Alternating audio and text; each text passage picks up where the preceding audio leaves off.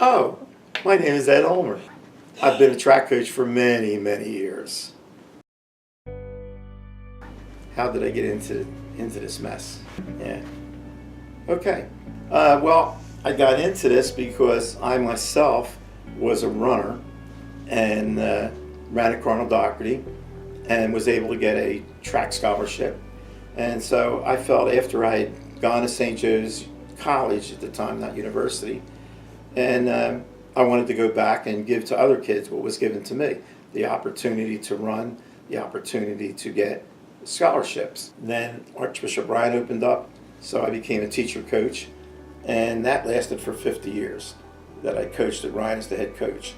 And then I retired, and then I went back because I was bored, and I started coaching just the hurdles in 2016 at Ryan, and then started in the spring of that year coaching Holy Ghost one day a week, and currently that's what I do. I coach one day at Ryan, one day at Holy Ghost, so I'm still involved. So like the main reason I ended up choosing Ryan was because I knew Ulmer was going to be there, and he had been there for so long. Like I knew I wasn't going to lose my coach halfway through my high school career. He's just like a weird old uncle, kind of like telling stories that are crazy about how he created Rita's Water Ice, or at least told her to franchise Rita, who I guess I learned that she was a real person, as a real Rita. When you're coaching cross country, then indoor and spring track, boys and girls, you have plenty of opportunity to win. So while 29 may sound like a lot, over 50 some years, it's not a lot. But there were times with the boys back in the 70s where we never lost. We went cross, we went indoor, went outdoor.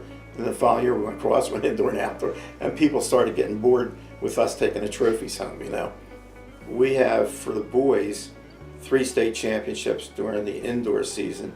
We won in 1976, 77, and 78, 3 times back to back. So those kids were really the best boys I ever coached. As a team, was the teams in the middle 70s.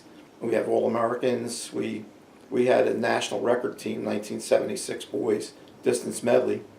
And then 32 years later, in 2008, we won the national distance medley again. And we've had other kids medal in the state meet. So we've had a lot of good happenings, and there's a lot of good moments.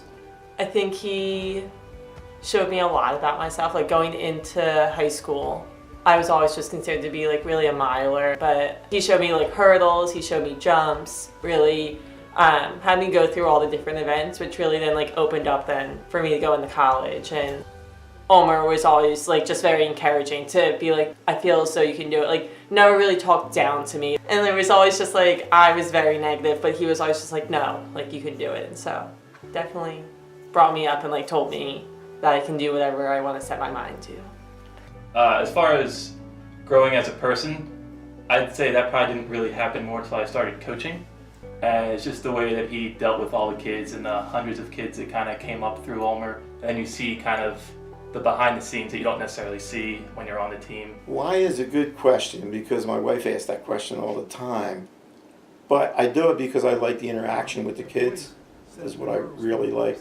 It's not just coaching, it's trying to help the kids with their personal life, their problems, their expectations of where they're going, where they want to go to college, sometimes family problems that they have that I try to help resolve.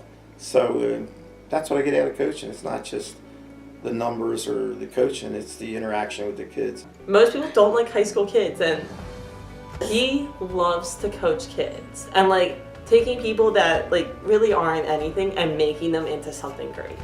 The most exciting thing, I guess, is as athletes is to see somebody that had almost zero ability and become good. It keeps me going, to see them become successful. Definitely, I can still turn to him. I've still randomly texted him even on times. I'm just I can't get through this workout. I can't do anything. And it was always when I come home from college. He keeps in touch with all his older athletes who he dealt with, especially if they went to St. Joe's. He really loves St. Joe's. I was lucky to have some great kids. The great kids make the coach look good. The most important thing is, well, what are you doing right now? And that's what I look at, is what am I doing right now? And that keeps me going. That's why I still coach. It's well, what am I doing now? You know, not what did I do yesterday or last year or 1970. It's like, what do I do right now? Who am I affecting today? You know, and that's what I work about, you know, not the plaques.